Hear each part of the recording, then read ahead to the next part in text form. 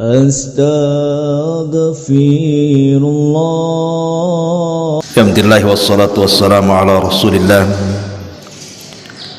wa ala alihi wa sahbihi wa mawalah wa la hawla wa la quwata illa billahi wa ba'du. Alhamdulillah, segala puja dan puji hanya milik Allah subhanahu wa ta'ala.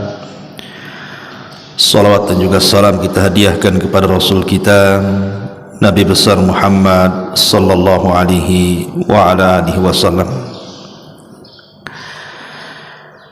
Ma'asyiral muslimin, jamaah salat subuh yang dimuliakan Allah subhanahu wa ta'ala.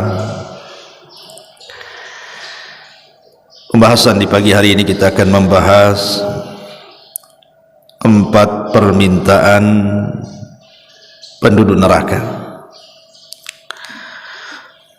dan itu semua dituangkan di dalam beberapa ayat di dalam Al-Quranul Karim. Ma'asyiral muslimin yang dimuliakan Allah subhanahu wa ta'ala, apa saja permintaan-permintaan penduduk neraka ketika Allah subhanahu wa ta'ala masukkan mereka ke dalam neraka? Keyakinan ahli sunnah wal jamaah, apabila Allah subhanahu wa ta'ala sudah memasukkan manusia ke dalam surga dan sebagian mereka ke dalam neraka, ji'a bil mauti, maka kematian akan didatangkan di antara surga dan neraka. Kemudian kematian itu akan dibentuk seperti kambing gibas, kemudian akan disembelih di antara surga dan neraka. Artinya sejak itu tidak ada kematian, karena Allah subhanahu wa ta'ala akan mengirim penyeru kepada penduduk surga dan mengatakan, ya ahlal jannah la mauta lakum, wahai penduduk surga, tidak ada kematian lagi bagi kalian. Kemudian penyeru ini datang kepada neraka dan mengatakan, ya ahlan nar la mauta lakum, wahai penduduk neraka, tidak ada juga kematian kepada kalian.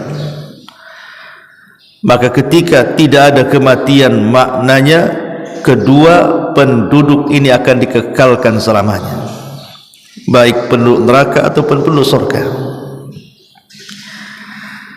Lah disinilah kemudian penduduk neraka yang dimasukkan ke dalam neraka dan sudah ditakdirkan dikekalkan di dalamnya, maka ada 4 permintaan mereka kepada Allah subhanahu wa ta'ala. Apa saja permintaan mereka? Yang pertama dituangkan dalam surah Al-Mu'minun ayat 107. Allah subhanahu wa ta'ala menggambarkan permintaan mereka dan mengatakan, Rabbana akhrijna minha fa in udna fa inna zalimun. Rabbana, ya Rabb kami, keluarkanlah kami daripada neraka ini.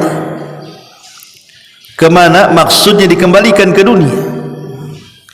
Maka jika kami kembali ke dunia kemudian kembali ke kafiran, sungguh kami termasuk orang-orang zalim.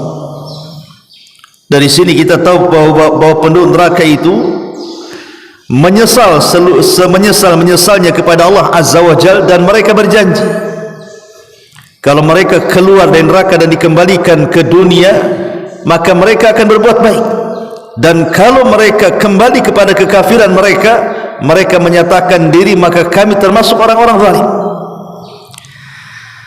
Tapi apa jawaban Allah subhanahu wa ta'ala? Allah katakan, qala sa'u fiha wa la tukallimun, tinggallah kalian di neraka dengan cara hina dan jangan pernah bicara dengan aku. Ma'asyiral muslimin yang dimuliakan Allah subhanahu wa ta'ala,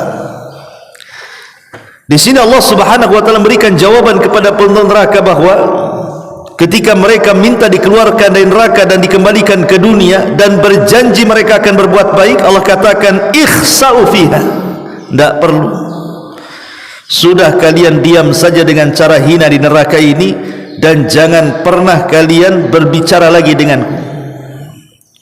Abdullah ibn Amr ibn As radhiyallahu anhu, seorang sahabat yang banyak menulis hadis Nabi SAW. Beda dengan Abu Hurairah. Kalau Abu Hurairah banyak menghafal, sehingga tidak ada sahabat Nabi yang lebih banyak hafalan hadisnya melebihi Abu Hurairah. Tetapi Abdullah ibn Amr ibn As ini banyak mencatat. Apa kata Abdullah ibn Amr ibn As radhiyallahu an? Allah tidak mau mengajak bicara kepada manusia 2 kali lipat umur dunia. 2 kali lipat umur dunia, Allah tidak akan mengajak bicara penuh neraka.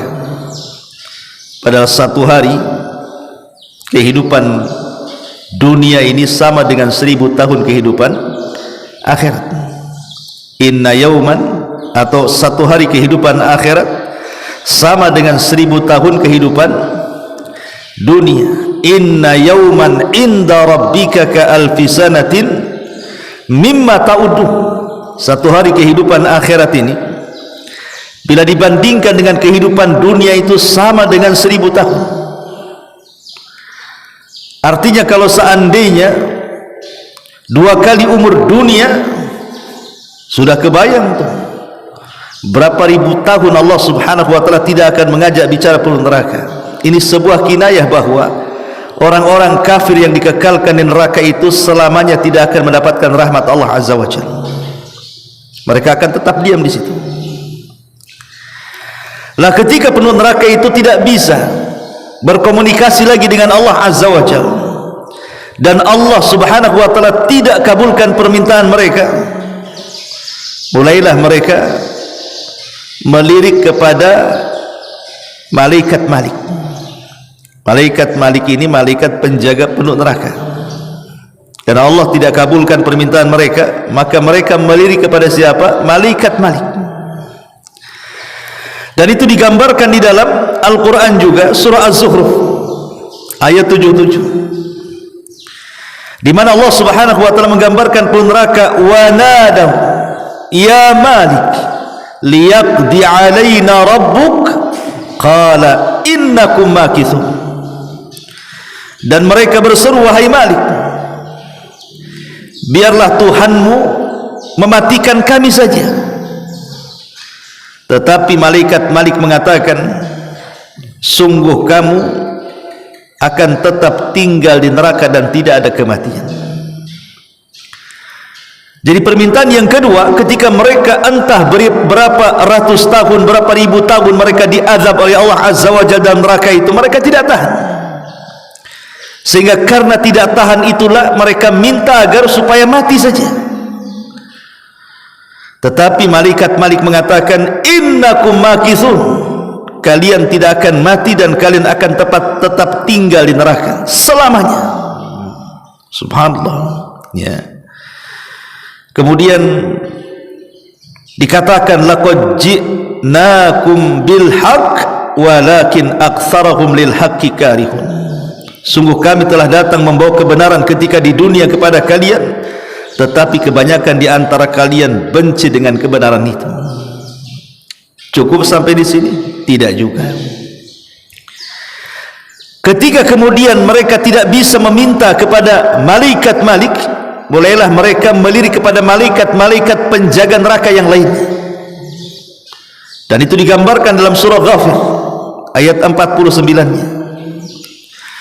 Wa qala alladhina fin nar li khazanati jahannam ud'u rabbakum yukhaffif 'anna yawman minal adzab.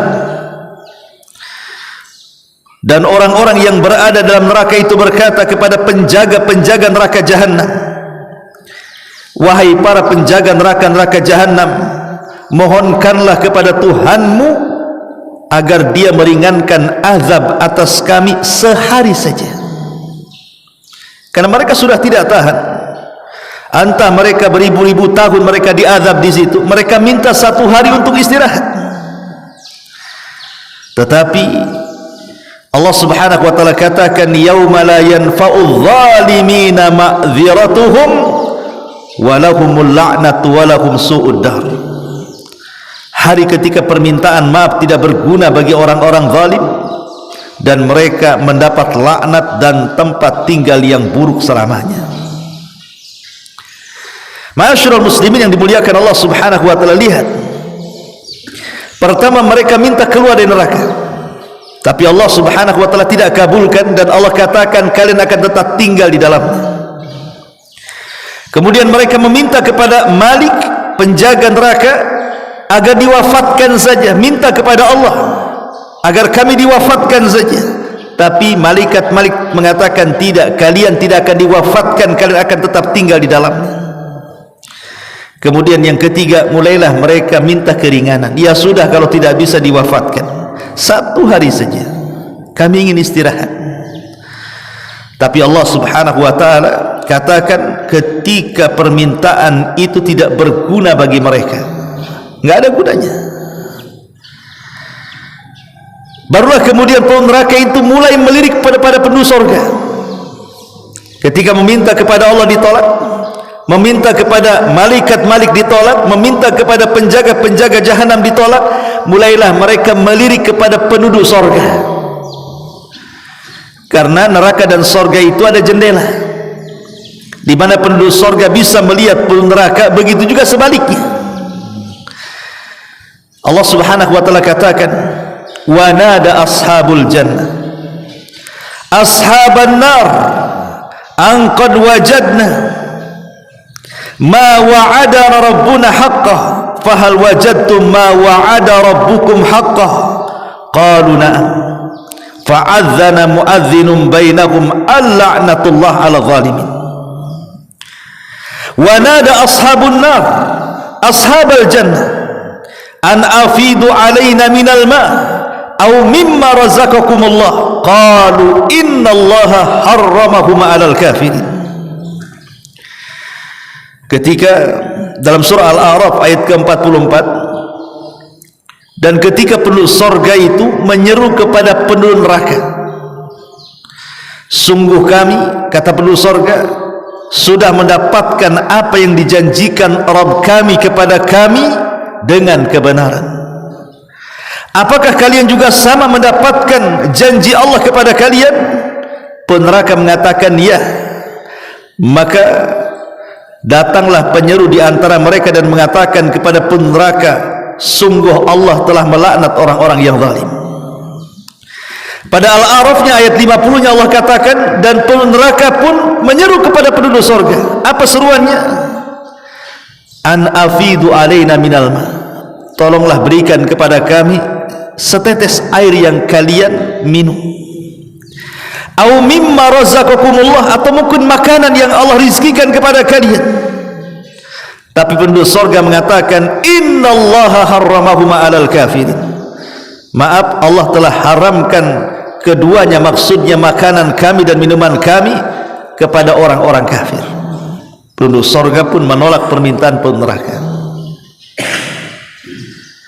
Padahal ayat ini umum. Bisa saja yang meminta air itu bapak kepada anaknya, mungkin bapaknya di neraka, anaknya di surga. Atau mungkin suaminya di neraka, istrinya di surga. Atau mungkin anaknya di neraka, orang tuanya di surga. Mungkin sesama keluarga mereka meminta. Mungkin seorang ayah minta kepada anak yang ada di surga, nak, mintalah setetes air yang Allah berikan kepadamu, atau makanan yang Allah rizkikan kepadamu. Tetapi semua penduduk surga mengatakan innallaha harramahum 'alal kafirin. Allah haramkan keduanya kepada orang-orang kafir. Ketika itu sudah tidak ada jalan kenikmatan lagi. Allah tolak permintaannya, malaikat Malik tolak permintaannya, para penjaga jahanam tolak juga permintaannya, penduduk surga pun ikut menolak permintaan penduduk neraka. Di sini terjadi penyesalan hebat penduduk neraka, karena keinginan mereka tidak dipenuhi. Ma'asyiral muslimin yang dimuliakan Allah Subhanahu wa taala, maka Al-Qur'an telah meringkas Apa penyebab penyesalan sehingga mereka meminta 4 permintaan dan ditolak semuanya? Yang pertama, karena dahulu penduduk neraka ini ketika di dunia mereka meninggalkan ketaatan kepada Allah dan Rasulnya, dan itu disebutkan dalam surah Al-Ahzab ayat 66. Yauma tuqallabu wujuhuhum fin nari yaquluna ya laitana ata'na Allah wa ata'na Rasulah. Pada hari ketika muka mereka dibolak-balik dalam neraka, mereka berkata, alangkah baiknya andai kata kami dahulu, maksudnya di dunia, kami taat kepada Allah dan kami taat kepada Rasulnya. Tapi mereka tidak taat kepada Allah dan Rasulnya, maka rasakan penyesalan sekarang di neraka. Kemudian yang kedua, Allah subhanahu wa ta'ala katakan dalam surah Fatir ayat 36-nya dan 37-nya, walladzina kafaru lahum naru jahannam la yuqda alaihim fayamutu wa la yukhaffafu anhum min adzabiha kadzalika nazzi kulla kafur wa hum yastarikhuna fiha rabbana akhrijna na'mal salihan ghaira alladhi kunna na'mal awalam nu'ammirkum ma yatadhakkaru fihi man tadhakkar wa ja'akumun nadhir fadhuku fama lidh-dhalimina min nasir. Dan orang-orang kafir, bagi mereka neraka jahanam, mereka tidak dibinasakan sehingga mereka mati dan tidak pula diringankan azabnya. Demikianlah kami balas setiap orang yang kufur. Mereka pun berteriak-teriak di neraka, ya Rabbana, wahai Tuhan kami. Manfaat kalimat ya Rabbana? Tidak manfaat, karena kalimat ini hanya manfaat di dunia, ikhwan. Kalau kita di dunia katakan ya Rabbana, manfaat bagi kita. Tapi ucapan ya Rabbana di akhirat itu tidak ada manfaatnya. Ya Tuhan kami, keluarkan kami, niscaya kami akan mengerjakan amal yang saleh berlainan dengan yang telah kami kerjakan dahulu di dunia. Lihat, mereka mengatakan menyesal. Pertama, mereka menyesal karena tidak taat kepada Allah dan Rasulnya. Yang kedua, mereka menyesal karena mereka tidak beramal saleh sebagaimana yang mereka pikirkan di akhirat. Kenapa aku dulu tidak beramal saleh? Makanya Allah subhanahu wa ta'ala jawab. Allah jawab itu benar-benar neraka itu. Awalam nu'ammirkum ma yatadhakkaru fihi man tadhakkar. Dan apakah kami tidak memanjangkan umurmu dalam masa yang cukup untuk berfikir bagi orang-orang yang punya pikiran? Dan apakah tidak datang kepadamu pemberi peringatan? Maka rasakanlah azab kami, dan tidak ada bagi orang-orang yang zalim seorang penolong pun. Imam Bukhari dalam kitab Sahih Bukhari membuat bab peringatan kepada orang-orang yang berusia 60 tahun, dari 40 sampai 60 tahun. Jadi Imam Bukhari itu membawakan ayat ini, kemudian memberikan judul atau bab dalam sahihnya tentang tidak ada uzur bagi orang-orang yang berusia 60 tahun untuk tidak bertobat. Artinya kalau di usia 40 tahun sampai 60 tahun kok tidak bertobat, berarti setelah tidak akan dapat taufik. Gitu maksudnya. Kalau orang sudah 40 tahun sampai 60 tahun tidak juga bertobat kepada Allah, maka akan susah dapat taufik setelahnya. Karena di sini Allah singgung kepada peneraka, bukankah aku telah berikan usia panjang?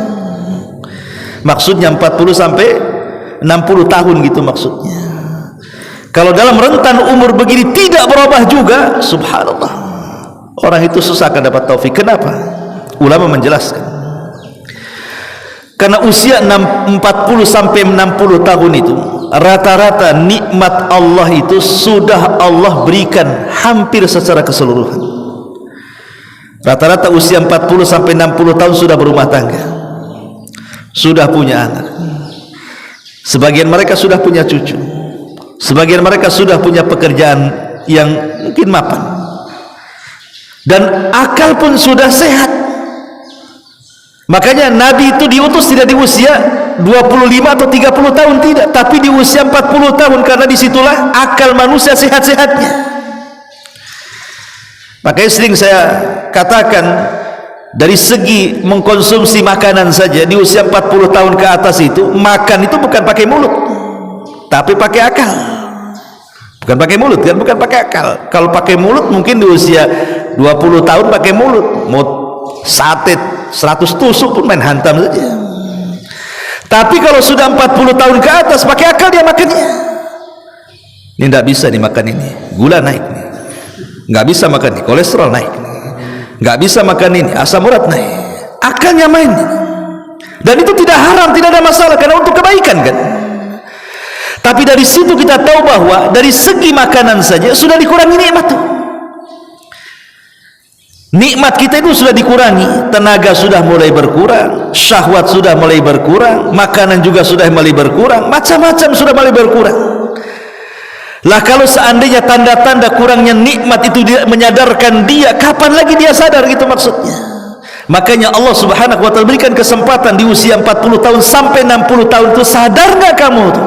Allah katakan, awalam nu'ammirkum ma yatadzakkaru fihi man tadzakkar. Dan apakah kami tidak memanjangkan umurmu dalam masa yang cukup untuk berfikir bagi orang-orang yang berfikir.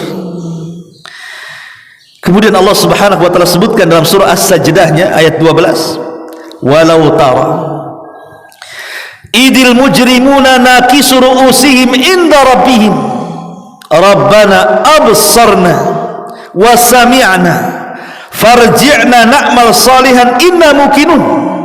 Dan alangkah ngerinya jika sekiranya kami melihat ketika orang-orang yang berdosa itu menundukkan kepalanya di hadapan Rabbnya seraya berkata, wahai Rabb kami telah melihat dan mendengar, maka kembalikanlah kami ke dunia, kami akan mengerjakan amal saleh, sesungguhnya kami sekarang orang-orang yang yakin. Terkadang manusia kalau hanya diceritakan neraka di dunia itu tidak yakin. Betapa banyak orang-orang yang kemudian mendengar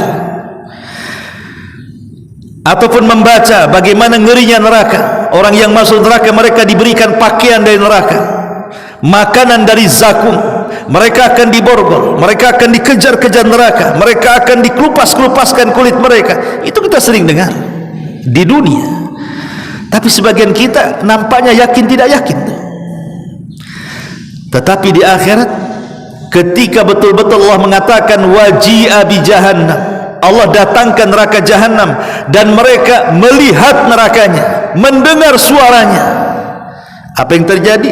Rabbana absarna wa sami'na, ya Rabb kami sudah melihat sekarang, kami sudah mendengar. Farji'na na'mal salihan, kembalikan kami ke dunia, kami akan beramal saleh. Apakah harus melihat neraka dulu baru beramal saleh?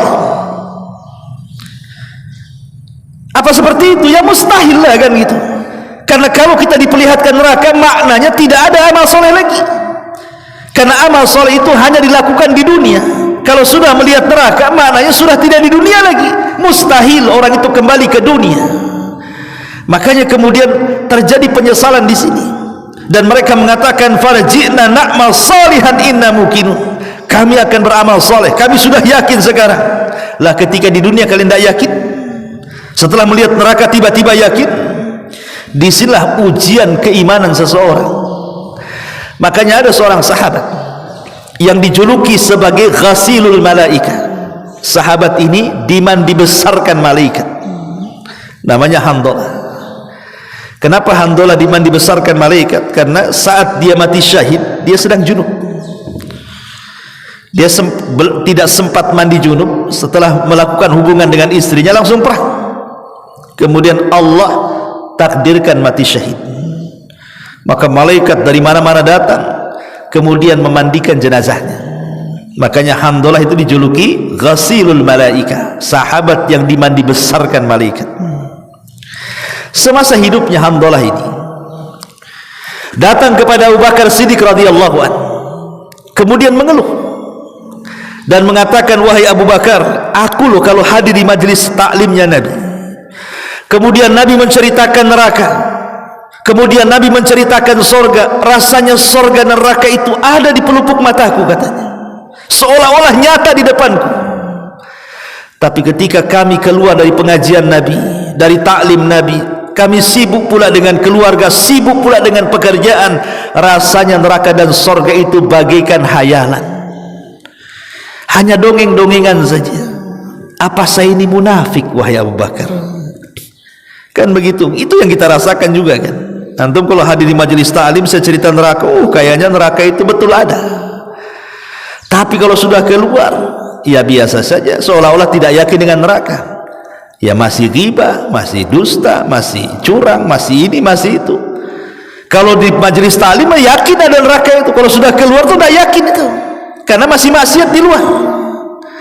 Jadi Handalah ini mengadu kepada Abu Bakar Siddiq radhiyallahu, apakah sikap saya ini termasuk sifat munafik wahai Abu Bakar? Kalau di majelis Nabi, Nabi cerita neraka surga, rasanya surga neraka ada di pelupuk mataku. Kalau sudah keluar rasanya neraka itu hanya dongeng-dongeng saja.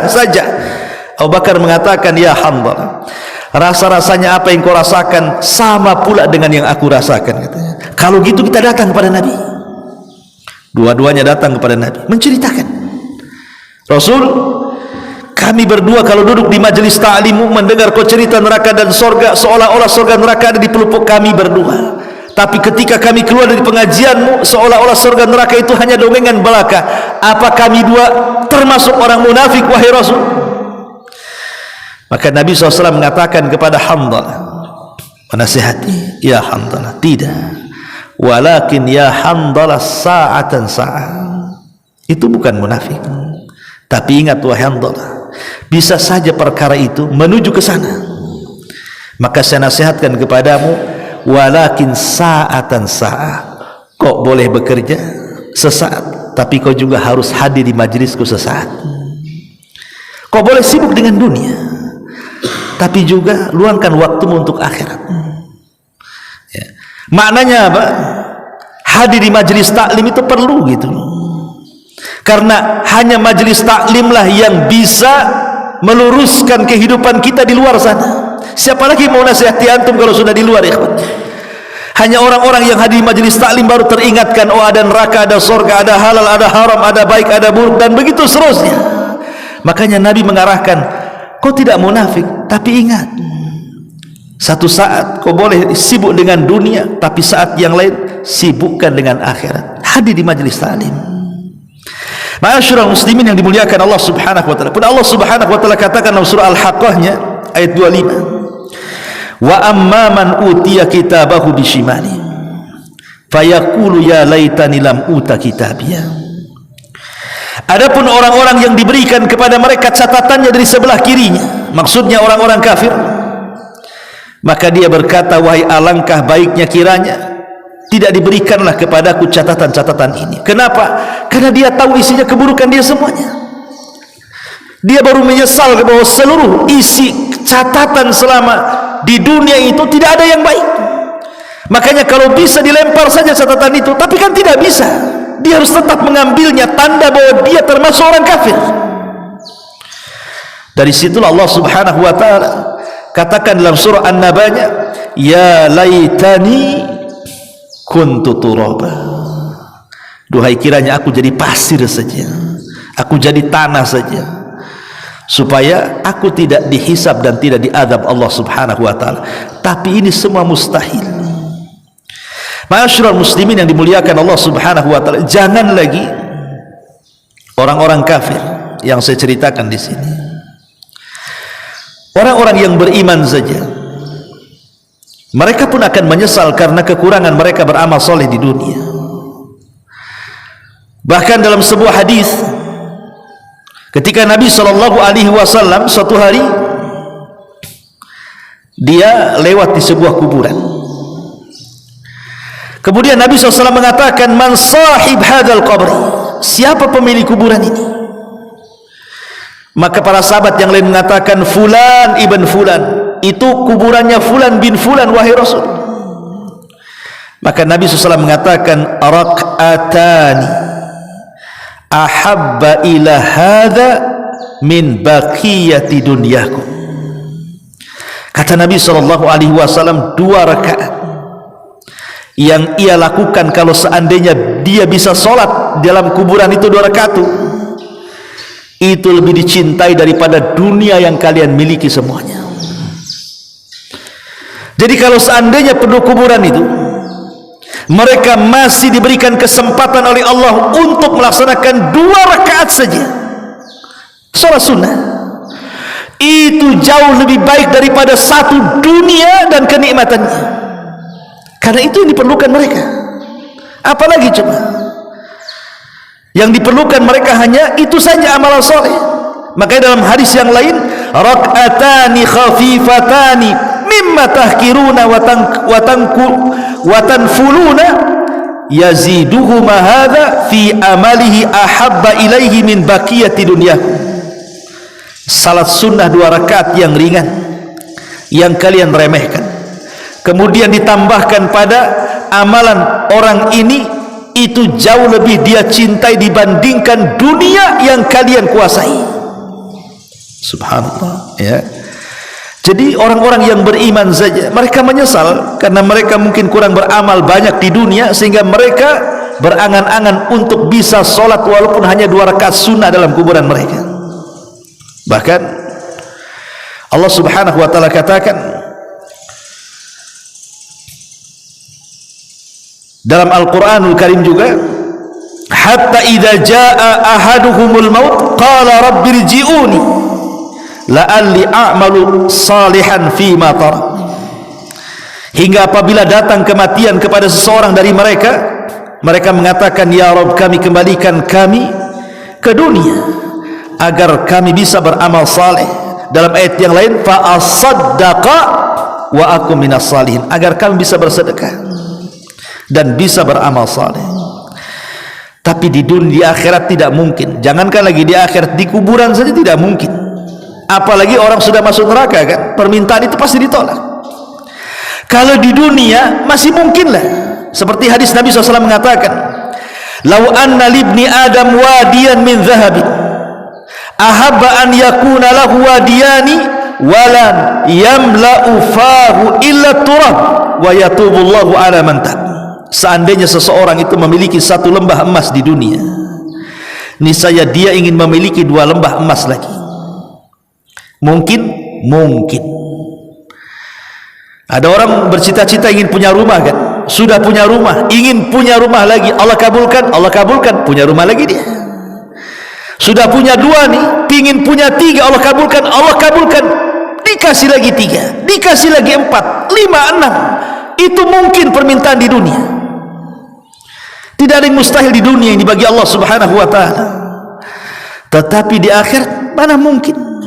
Makanya kita lihat di dunia itu para pengusaha yang mungkin miliarder gitu ya, dulunya orang-orang susah, orang-orang miskin. Maknanya apa? Cita-cita dan permintaan mereka itu semua dikabulkan di dunia. Tapi di akhirat mungkinkah dikabulkan? Mustahil. Permintaan-permintaan di akhirat tidak mungkin dikabulkan. Makanya lihat 4 permintaan penduduk neraka yang sudah saya jelaskan di awal, semua ditolak. Mereka ingin keluar dari neraka, Allah tolak. Bahkan Allah tidak akan mengajak bicara selama 2 umur kekuasaan, umur dunia, 2 kali umur dunia lagi, berdasarkan perkataan Abdullah ibn Amr ibn As radhiyallahu anhu. Kemudian mereka minta dimatikan, tidak mau hidup di neraka, minta kepada malaikat Malik. Malaikat Malik menolaknya dan mengatakan apa? Sudah, kalian tinggal saja di neraka, ngapain minta mati-mati gitu. Kemudian mereka meminta kepada penjaga neraka untuk 1 hari istirahat. Tapi para penjaga neraka pun sama, tidak ada istirahat bagi kalian. Oke, kalau tidak ada istirahat, mereka ingin merasakan nikmat penduduk surga, hanya makan atau minum sedikit saja yang Allah rizkikan kepada mereka. Penduduk surga pun menolak semuanya. Artinya bahwa kondisi-kondisi seperti ini, inilah penyesalan yang hakiki, yang tidak mungkin seseorang lari dari kenyataan kelak di neraka. Na'udzubillah thumma na'udzubillah. Inilah di antara 4 permintaan penduduk neraka yang Allah Subhanahu wa taala tidak kabulkan kepada mereka. Subhanakallah bihamdika asyhadu an la ilaha illa anta astaghfiruka wa atubu ilaik. Allahu ta'ala alam. Assalamualaikum warahmatullahi wabarakatuh.